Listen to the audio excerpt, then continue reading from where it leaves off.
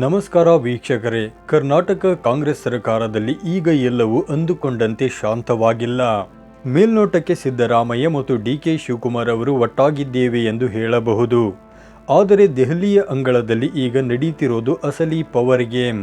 ಸಚಿವ ಸಂಪುಟ ವಿಸ್ತರಣೆ ವಿಚಾರದಲ್ಲಿ ಈಗ ಲಿಸ್ಟ್ ವಾರ್ ಶುರುವಾಗಿದೆ. ಒಂದೆಡೆ ಸಿದ್ದರಾಮಯ್ಯನವರ ಪಟ್ಟಿ, ಇನ್ನೊಂದೆಡೆ ಡಿ.ಕೆ. ಶಿವಕುಮಾರ್ ಅವರ ಪಟ್ಟಿ.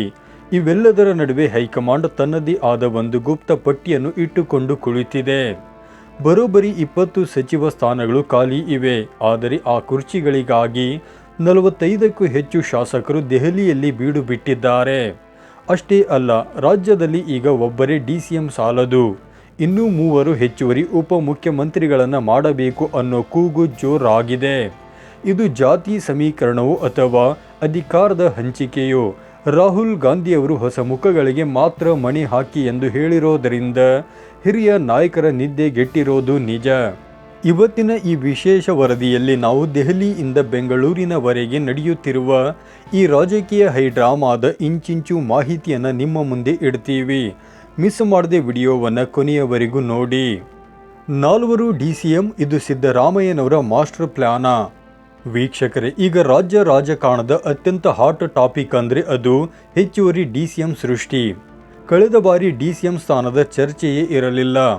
ಆದರೆ ಈ ಬಾರಿ ಹೈಕಮಾಂಡ್ ಮೇಲೆ ಒತ್ತಡ ಹೇರಲಾಗುತ್ತಿದೆ.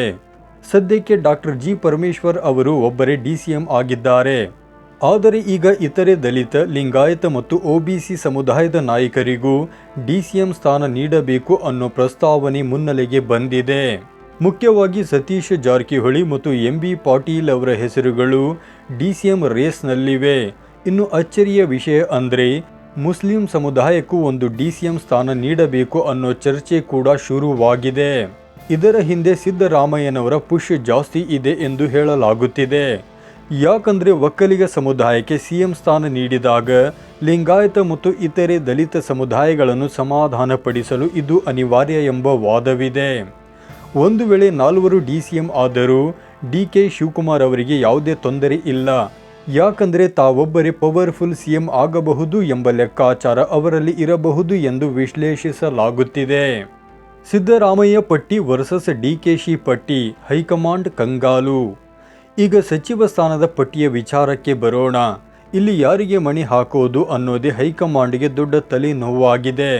ಸಿದ್ದರಾಮಯ್ಯ ಅವರು ತಮ್ಮ ಆಪ್ತರಿಗೆ ಮಂತ್ರಿಗಿರಿ ಕೊಡಿಸಲು ಒಂದು ಲಿಸ್ಟ್ ಕೊಟ್ಟಿದ್ದರೆ, ಡಿ.ಕೆ. ಶಿವಕುಮಾರ್ ಅವರು ತಮ್ಮ ಬೆಂಬಲಿಗರಿಗಾಗಿ ಇನ್ನೊಂದು ಲಿಸ್ಟ್ ಹಿಡಿದು ಕುಳಿತಿದ್ದಾರೆ. ಇವರಿಬ್ಬರ ನಡುವಿನ ಈ ಹಗ್ಗ ಜಗ್ಗಾಟದಿಂದಾಗಿ ದಿನಕ್ಕೊಂದು ಹೊಸ ಹೆಸರು ಪಟ್ಟಿಗೆ ಸೇರ್ಪಡೆ ಆಗುತ್ತಿದೆ. ಶಾಸಕರು ದೆಹಲಿಯ ಗಲ್ಲಿಗಳಲ್ಲಿ ಲಾಬಿ ಮಾಡುತ್ತಿದ್ದಾರೆ.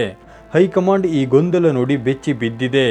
ಯಾಕಂದರೆ ಕೇವಲ 20 ಸ್ಥಾನಗಳಿಗಾಗಿ 40ರಿಂದ 45 ಜನ ಲಾಬಿ ಮಾಡ್ತಿದ್ದಾರೆ. ಹೈಕಮಾಂಡ್ ಈ ಪಟ್ಟಿಗಳನ್ನು ಹೇಗೆ ಸರಿದೂಗಿಸುತ್ತದೆ? ಸಿದ್ದರಾಮಯ್ಯನವರ ಆಪ್ತರಿಗೆ ಜಾಗ ಸಿಗುತ್ತಾ ಅಥವಾ ಡಿ.ಕೆ.ಶಿ ಅವರ ಪವರ್ ವರ್ಕೌಟ್ ಆಗುತ್ತಾ ಅನ್ನೋದೇ ಈಗಿನ ಕುತೂಹಲ. ರಾಹುಲ್ ಗಾಂಧಿಯವರ ಹೊಸ ಮುಖದ ಫಾರ್ಮುಲಾ. ಈ ಎಲ್ಲ ಗೊಂದಲಗಳ ನಡುವೆ ರಾಹುಲ್ ಗಾಂಧಿಯವರು ಒಂದು ಖಡಕ್ ಆದೇಶ ನೀಡಿದ್ದಾರೆ. ಅದೇನಪ್ಪ ಅಂದರೆ, ಈ ಬಾರಿ ಸಂಪುಟದಲ್ಲಿ ಹೊಸ ಮುಖಗಳಿಗೆ ಹೆಚ್ಚಿನ ಆದ್ಯತೆ ನೀಡಬೇಕು. ಹಳೆಯ ಮುಖಗಳಿಗಿಂತ ಯುವಕರಿಗೆ ಮತ್ತು ಮೊದಲ ಬಾರಿ ಗೆದ್ದವರಿಗೆ ಮಣೆ ಹಾಕಿ ಅನ್ನೋದು ಅವರ ಫಾರ್ಮುಲಾ. ಇದು ಅನೇಕ ಹಿರಿಯ ಶಾಸಕರ ಪಾಲಿಗೆ ದೊಡ್ಡ ಶಾಕ್ ಆಗಿದೆ. ದಶಕಗಳಿಂದ ರಾಜಕಾರಣ ಮಾಡಿರೋರು ಈಗ ಸಚಿವ ಸ್ಥಾನ ಸಿಗದೆ ಹೋಗಬಹುದು ಎಂಬ ಆತಂಕದಲ್ಲಿದ್ದಾರೆ. ಹಳಬರನ್ನು ಮತ್ತು ಹೊಸಬರನ್ನು ಹೇಗೆ ಬ್ಯಾಲೆನ್ಸ್ ಮಾಡಬೇಕು ಅನ್ನೋದರ ಬಗ್ಗೆ ಈಗಾಗಲೇ ಚರ್ಚೆಗಳು ಸಹ ನಡೆದಿವೆ. ರಾಹುಲ್ ಗಾಂಧಿಯವರ ಈ ಒಂದು ನಿರ್ಧಾರದಿಂದಾಗಿ ಮಂತ್ರಿಗಿರಿ ಸಿಗುತ್ತದೆ ಎಂಬ ವಿಶ್ವಾಸದಲ್ಲಿದ್ದ ಹಲವು ಹಿರಿಯ ನಾಯಕರ ಲೆಕ್ಕಾಚಾರಗಳು ಈಗ ಉಲ್ಟಾ ಪಲ್ಟಾ ಆಗಿ ಕಂಡುಬರುತ್ತಿವೆ. ಯಾರಿಗೆ ಮಂತ್ರಿಗಿರಿ ಡೌಟ್, ಶಾಕಿಂಗ್ ಹೆಸರುಗಳು ರಿವೀಲ್. ವೀಕ್ಷಕರೇ, ಈಗ ಹೊರಬಿದ್ದಿರುವ ಮಾಹಿತಿಯ ಪ್ರಕಾರ ಕೆಲ ಪ್ರಭಾವಿ ನಾಯಕರಿಗೆ ಮಂತ್ರಿ ಸ್ಥಾನ ಸಿಗೋದು ಡೌಟ್ ಎನ್ನಲಾಗುತ್ತಿದೆ. ಇದರಲ್ಲಿ ಸಿದ್ದರಾಮಯ್ಯನವರ ಆಪ್ತ ಬಳಗದಲ್ಲಿ ಇರುವ ಹಲವು ದೊಡ್ಡ ಹೆಸರುಗಳಿವೆ. ಲಕ್ಷ್ಮೀ ಹೆಬ್ಬಾಳ್ಕರ್, ಸಿದ್ದರಾಮಯ್ಯ ಸಂಪುಟದಲ್ಲಿ ಸಚಿವೆಯಾಗಿದ್ದ ಇವರಿಗೆ ಈ ಬಾರಿ ಅವಕಾಶ ಸಿಗುವುದು ಅನುಮಾನ ಎನ್ನಲಾಗುತ್ತಿದೆ. ಜಮೀರ್ ಅಹಮದ್ ಖಾನ್, ಅಲ್ಪಸಂಖ್ಯಾತ ಸಮುದಾಯದ ಪ್ರಭಾವಿ ನಾಯಕ ಜಮೀರ್ ಅವರಿಗೂ ಮಂತ್ರಿ ಸ್ಥಾನ ಸಿಗೋದು ಡೌಟ್ ಎನ್ನಲಾಗುತ್ತಿದೆ. ಎಚ್.ಸಿ. ಮಹದೇವಪ್ಪ ಮತ್ತು ಕೆ. ವೆಂಕಟೇಶ್, ಸಿದ್ದರಾಮಯ್ಯನವರ ಕಡು ಆಪ್ತರಾಗಿರುವ ಇವರಿಗೂ ಸಂಪುಟದಲ್ಲಿ ಜಾಗ ಸಿಗುತ್ತಿಲ್ಲ ಎಂಬ ಮಾಹಿತಿ ಇದೆ. ಶರಣಬಸಪ್ಪ ಇವರ ಹೆಸರು ಕೂಡ ಮಂತ್ರಿಗಿರಿಯಿಂದ ಕೈ ಬಿಡಲ್ಪಟ್ಟಿದೆ ಎನ್ನಲಾಗುತ್ತಿದೆ. ಈ ಹಿರಿಯ ನಾಯಕರಿಗೆ ಸಚಿವ ಸ್ಥಾನ ಸಿಗದೆ ಹೋದರೆ ಇದು ಸಿದ್ದರಾಮಯ್ಯನವರ ಬಣಕ್ಕೆ ದೊಡ್ಡ ಹಿನ್ನಡೆ ಎಂದೇ ಹೇಳಬಹುದು. ಆದರೆ ಇವರ ಬದಲಿಗೆ ಹೊಸ ಮುಖಗಳನ್ನು ತರಬೇಕು ಎಂಬುದು ಹೈಕಮಾಂಡ್ ನಿಲುವು. ಅಚ್ಚರಿಯ ಹೆಸರುಗಳು ಅನ್ನಪೂರ್ಣ, ತುಕಾರಾಂ ಮತ್ತು ಗವಿಯಪ್ಪ. ಒಂದು ಕಡೆ ಹಿರಿಯರಿಗೆ ಕೂಕ ನೀಡಲಾಗುತ್ತಿದ್ದರೆ ಇನ್ನೊಂದು ಕಡೆ ಅಚ್ಚರಿಯ ಹೆಸರುಗಳು ಮುನ್ನೆಲೆಗೆ ಬರ್ತಿವೆ. ಅನ್ನಪೂರ್ಣ ತುಕಾರಾಂ. ಎಂಪಿ ತುಕಾರಾಂ ಅವರ ಪತ್ನಿ ಅನ್ನಪೂರ್ಣ ಅವರ ಹೆಸರು ಈಗ ಮಂತ್ರಿ ರೇಸ್ನಲ್ಲಿ ಮುಂಚೂಣಿಯಲ್ಲಿದೆ. HR ಗವಿಯಪ್ಪ. ವಿಜಯನಗರ ಶಾಸಕ ಗವಿಯಪ್ಪ ಅವರ ಹೆಸರು ಕೂಡ ಈ ಬಾರಿ ಸಂಪುಟಕ್ಕೆ ಸೇರ್ಪಡೆ ಆಗುವ ಸಾಧ್ಯತೆ ಇದೆ. BK ಹರಿಪ್ರಸಾದ್. ಇವರ ಹೆಸರು ಕೂಡ ಪದೇ ಪದೇ ಕೇಳಿ ಬರುತ್ತಿದ್ದು ಸಂಪುಟಕ್ಕೆ ಸೇರಿಸಿಕೊಳ್ಳುವಂತೆ ಒತ್ತಡ ಹೆಚ್ಚಾಗಿದೆ. ದಿನಕ್ಕೊಂದು ಹೊಸ ಹೆಸರು ಸೇರ್ಪಡೆ ಆಗುತ್ತಿರುವುದರಿಂದ ಆಕಾಂಕ್ಷಿಗಳ ಪಟ್ಟಿ ಹನುಮನ ಬಾಲದಂತೆ ಬೆಳೆಯುತ್ತಿದೆ. ಯಾರನ್ನು ಆಯ್ಕೆ ಮಾಡಬೇಕು ಮತ್ತು ಯಾರನ್ನು ಕೈ ಬಿಡಬೇಕು ಅನ್ನೋದು ಹೈಕಮಾಂಡ್ಗೆ ಈಗ ದೊಡ್ಡ ಗೊಂದಲವಾಗಿ ಪರಿಣಮಿಸಿದೆ. 2028ರ ಎಲೆಕ್ಷನ್ ಮತ್ತು 35% ಟಿಕೆಟ್ ಬದಲಾವಣೆ. ವೀಕ್ಷಕರೇ, ಈ ಸಂಪುಟ ಪುನರ್ರಚನೆ ಕೇವಲ ಇವತ್ತಿನ ಆಡಳಿತಕ್ಕಾಗಿ ಅಲ್ಲ, ಇದು 2028ರ ವಿಧಾನಸಭಾ ಚುನಾವಣೆಯ ತಯಾರಿ ಕೂಡ ಹೌದು.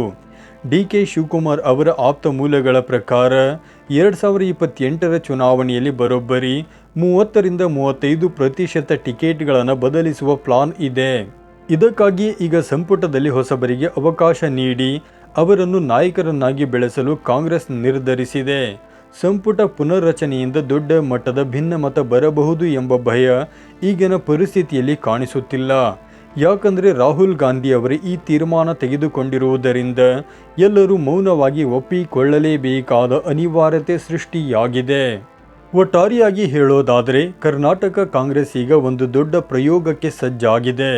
ಮಳೆಗಾಲದ ಅಧಿವೇಶನಕ್ಕೂ ಮುನ್ನ ಸಂಪುಟ ಭರ್ತಿ ಮಾಡಬೇಕು ಎಂಬುದು ಸರ್ಕಾರದ ಆಸೆ. ಆದರೆ ದೆಹಲಿಯಲ್ಲಿ ಮೀಟಿಂಗ್ಗಳು ಪೂರ್ಣಗೊಳ್ಳದೆ CM DK ಶಿವಕುಮಾರ್ ಮತ್ತು ಮಾಜಿ CM ಸಿದ್ದರಾಮಯ್ಯನವರು ವಾಪಸ್ ಬಂದಿದ್ದಾರೆ. ಶನಿವಾರ ಅಥವಾ ಭಾನುವಾರ ಎಲ್ಲವೂ ಫೈನಲ್ ಆಗಬಹುದು ಎಂಬ ನಿರೀಕ್ಷೆ ಕೂಡ ಇದೆ. ಸಿದ್ದರಾಮಯ್ಯ ಮತ್ತು DKಶಿ ಅವರ ನಡುವಿನ ಈ ಲಿಸ್ಟ್ ವಾರ್ನಲ್ಲಿ ಅಂತಿಮವಾಗಿ ಯಾರಿಗೆ ಜಯ ಸಿಗಲಿದೆ? ಹೊಸಬರಿಗೆ ಮಂತ್ರಿಗಿರಿ ಸಿಕ್ಕರೆ ಹಳಬರು ಬಂಡಾಯ ಹೇಳ್ತಾರಾ? ಕಮೆಂಟ್ ಮಾಡಿ ನಿಮ್ಮ ಅಭಿಪ್ರಾಯವನ್ನು ನಮಗೆ ತಿಳಿಸಿ. ಇಂತಹದ್ದೇ ಖಡಕ್ ಮಾಹಿತಿಗಳಿಗಾಗಿ ನಮ್ಮ ಚಾನಲನ್ನು ತಪ್ಪದೇ ಸಬ್ಸ್ಕ್ರೈಬ್ ಮಾಡಿ. ಧನ್ಯವಾದಗಳು.